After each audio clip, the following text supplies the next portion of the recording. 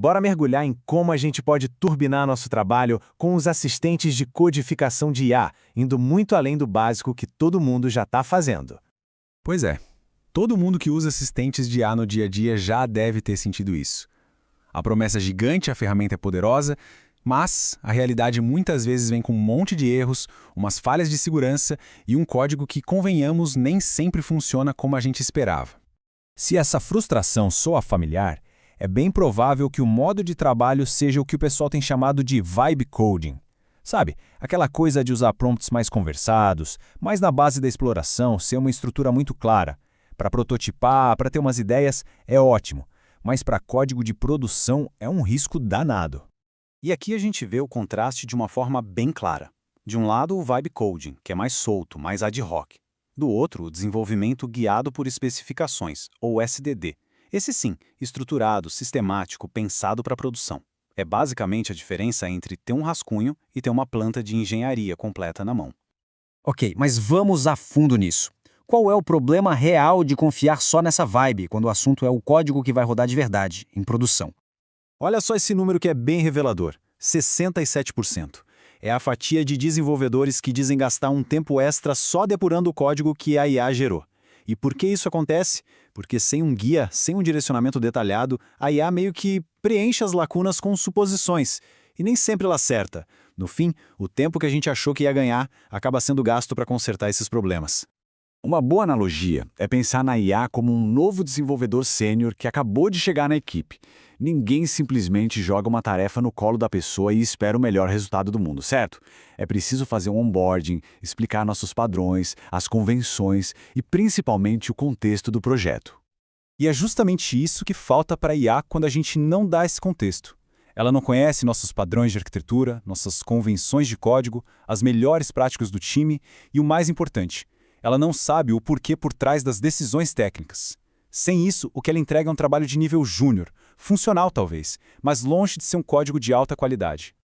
Então, como é que a gente dá para a IA esse manual de instruções que ela tanto precisa? Bom, a resposta está no que chamamos de desenvolvimento guiado por especificações. O desenvolvimento guiado por especificações, o SDD, vira o jogo completamente. Em vez do código ser a fonte da verdade, a gente passa a ter uma especificação, um documento formal super detalhado que se torna a verdadeira planta baixa. É ela que vai guiar a IA com uma precisão cirúrgica. E tem essa frase do Sean Grove, da OpenAI, que é genial. Ele diz que a habilidade mais valiosa está mudando de foco.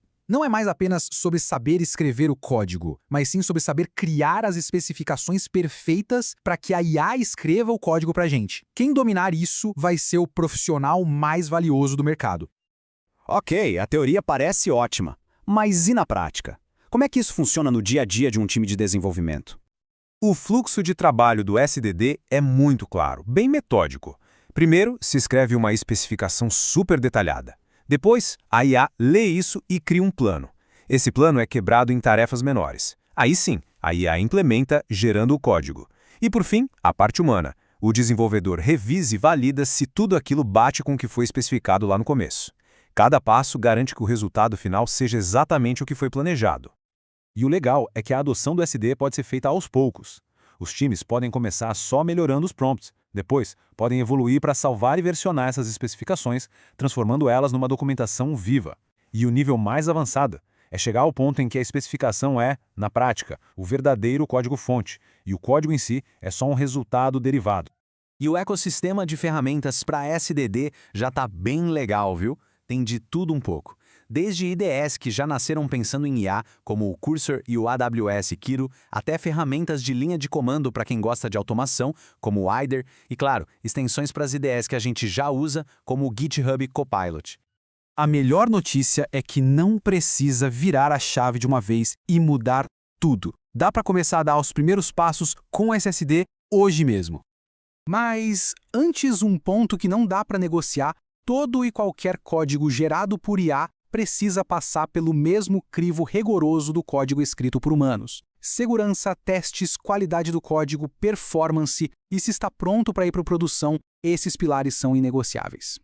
Então, como começar? Simples. Escolha uma funcionalidade nova, de preferência uma que não seja super crítica.